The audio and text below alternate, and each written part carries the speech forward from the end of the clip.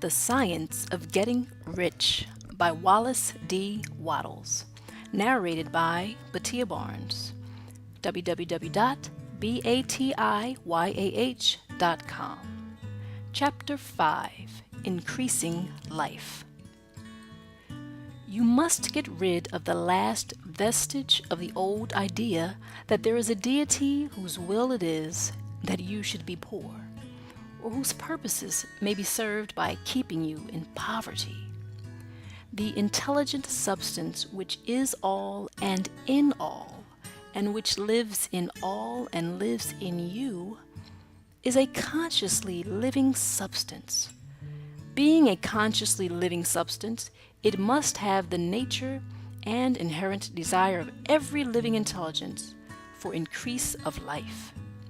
Every living thing must continually seek for the enlargement of its life, because life, in the mere act of living, must increase itself. A seed dropped into the ground springs into activity, and in the act of living produces 100 more seeds. Life, by living, multiplies itself. It is forever becoming more. It must do so if it continues to be at all. Intelligence is under this same necessity for continuous increase. Every thought we think makes it necessary for us to think another thought. Consciousness is continually expanding.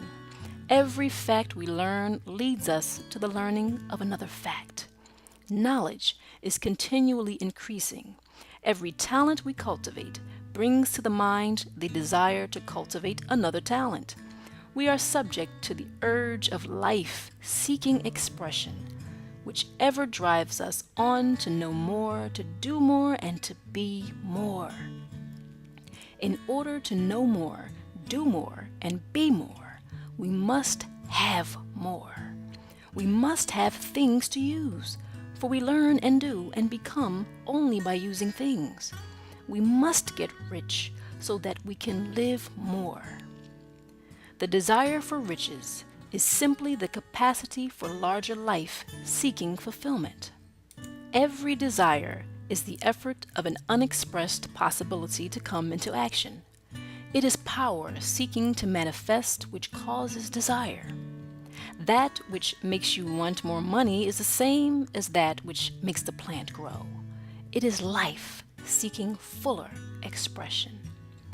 The one living substance must be subject to this inherent law of all life.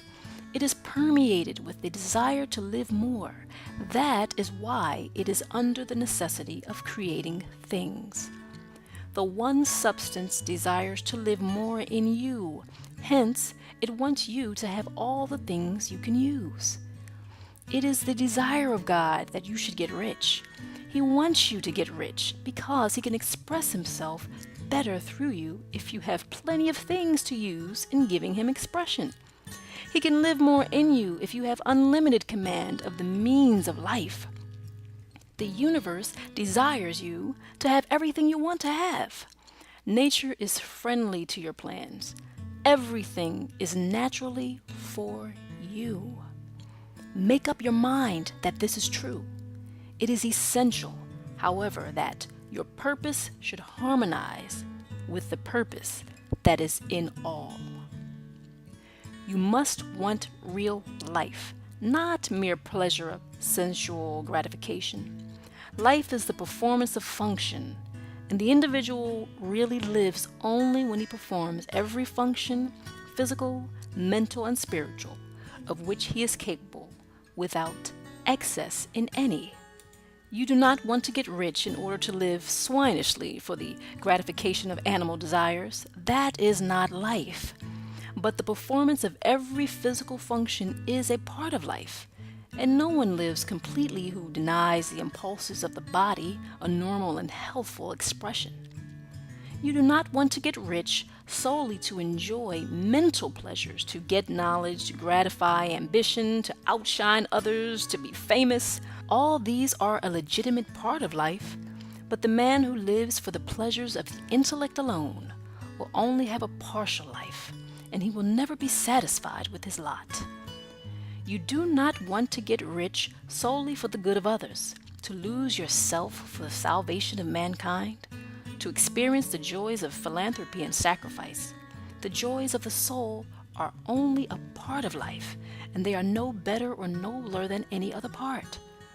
You want to get rich in order that you may eat, drink, and be merry when it is time to do these things, in order that you may surround yourself with beautiful things, see distant lands, feed your mind, and develop your intellect, in order that you may love men and do kind things, and be able to play a good part in helping the world to find truth. But remember that extreme altruism is no better and no nobler than extreme selfishness. Both are mistakes. Get rid of the idea that God wants you to sacrifice yourself for others, and that you can secure His favor by doing so. God requires nothing of the kind. What He wants is that you should make the most of yourself for yourself and for others. And you can help others more by making the most of yourself than in any other way. You can make the most of yourself only by getting rich. So it is right and praiseworthy that you should give your first and best thought to the work of acquiring wealth. Remember, however, that the desire of substance is for all, and its movements must be for more life to all. It cannot be made to work for less life to any, because it is equally in all, seeking riches and life. Intelligent substance will make things for you, but it will not take things away from someone else and give them to you. You must get rid of the thought of competition. You are to create, not to compete for what is already created. You do not have to take anything away from anyone.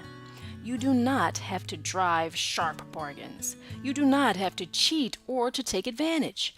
You do not need to let any man work for you for less than he earns. You do not have to covet the property of others or to look at it with wishful eyes. No man has anything of which you cannot have the like, and that without taking what he has away from him. You are to become a creator, not a competitor. You are going to get what you want, but in such a way that when you get it, every other man will have more than he has now. I am aware that there are men who get a vast amount of money by proceeding in direct opposition to the statements in the paragraph above, and may add a word of explanation here. Men of the plutocratic type who become very rich do so sometimes purely by their extraordinary ability on the plane of competition. And sometimes they unconsciously relate themselves to substance in its great purposes and movements for the general racial upbuilding through industrial evolution. Rockefeller, Carnegie, Morgan, et al. Have been the unconscious agents of the supreme in the necessary work of systematizing and organizing productive industry. And in the end, their work will contribute immensely toward increased life for all. Their day is nearly over. They have organized production and will soon be succeeded by the agents of the multitude who will organize the machinery of distribution. The multimillionaires are like the monster reptiles of the prehistoric eras. They play a necessary part in the evolutionary process, but the same power which produced them will dispose of them. And it is well to bear in mind that they have never been really rich.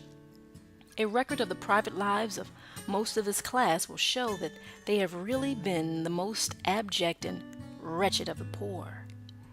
Riches secured on the competitive plane are never satisfactory and permanent. They are yours today and another's tomorrow. Remember, if you are to become rich in a scientific and certain way, you must rise entirely out of the competitive thought. You must never think for a moment that the supply is limited. Just as soon as you begin to think that all the money is being cornered and controlled by bankers and others, and that you must exert yourself to get laws passed to stop this process and so on, in that moment you drop into the competitive mind, and your power to cause creation is gone for the time being. And what is worse, you will probably arrest the creative movements you have already instituted. Know that there are countless millions of dollars worth of gold in the mountains of the earth, not yet brought to light. And know that if there were not, more would be created from thinking substance to supply your needs. Know that the money you need will come, even if it is necessary for 1,000 men to be led to the discovery of new gold mines tomorrow. Never look at the visible supply. Look always at the limitless riches in formless substance, and know that they are coming to you as fast as you can receive and use them. Nobody, by cornering the visible supply, can prevent you from getting what is yours. So never allow yourself to think for an instant that all the best building spots will be taken before you get ready to build your house unless you hurry. Never worry about the trusts and combines and get anxious for fear they will soon come to own the whole earth. Never get afraid that you will lose what you want because some other person beats you to it. That cannot possibly happen. You are not seeking anything that is possessed by anybody else. You are causing what you want to be created from formless substance, and the supply is without limits. Stick to the formulated statement. There is a thinking stuff from which all things are made, and which, in its original state, permeates, penetrates, and fills the interspaces of the universe. A thought in this substance produces the thing that is imaged by the thought. Man can form things in his thought, and by impressing his thought upon formless substance, can cause the thing he thinks about to be created.